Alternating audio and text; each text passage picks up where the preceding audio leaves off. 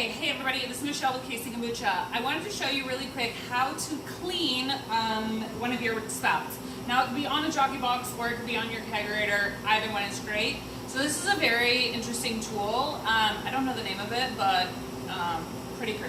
So if you want to come a little closer, the thing that we're going to do is this tool has a little notch in it, and we're going to put it right inside of the hole that's there, and then it's right to loosen. So you can see that it moved pretty easily, and we want to make sure of a couple of things. One of the biggest things is that you want to make sure that your black is actually not attached, or your white. But this is going to make it so that you're not getting kombucha coming through your lines. Okay, so as we go ahead and undo this, you will see that this is where a lot of stuff can build up. And then I'm going to show you how to take this apart. So with this, you're going to remove the handle and then this part. And then there's a collar here, and you're going to remove the collar as well. And now what that's going to do is allow you to take this piece out. Now this plunger goes down inside of a hole here, and this hole is what makes this go in and out and opens and closes this portion. So that's what we're gonna do today, is now pull this out.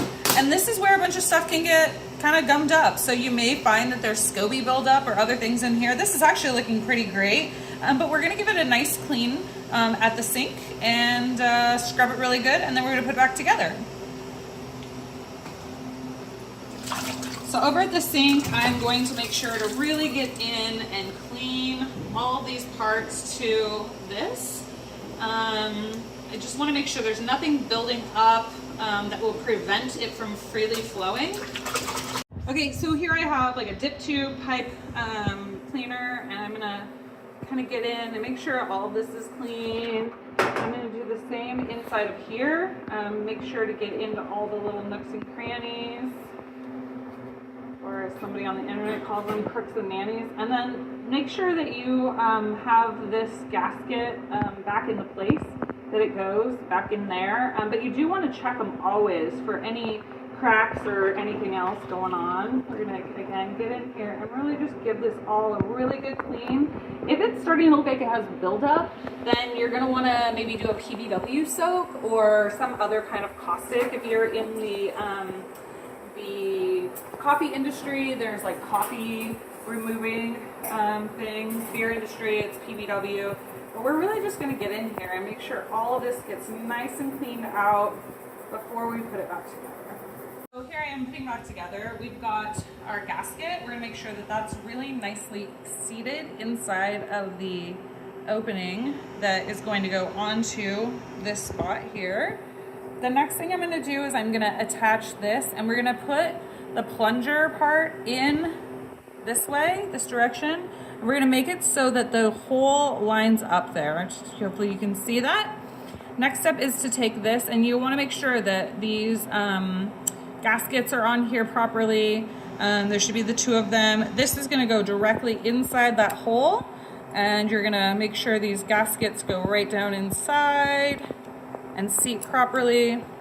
And then we're just going to make sure to put this collar on, tighten it really good. For some reason it's not wanting to go on, so you just adjust it until it does.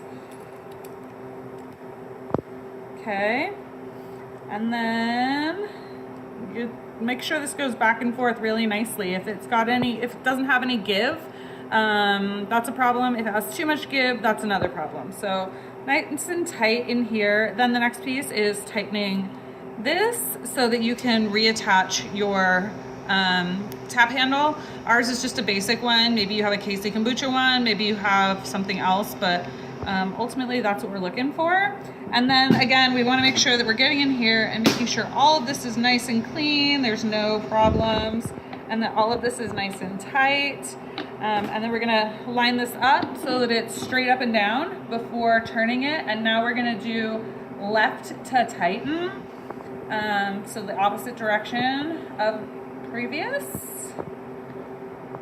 Do hand tighten, and then once we're nice and tight, We feel good about that. We're gonna, again, match that hole and use this. And you don't wanna crank too hard, but you wanna make sure it's in nice and good.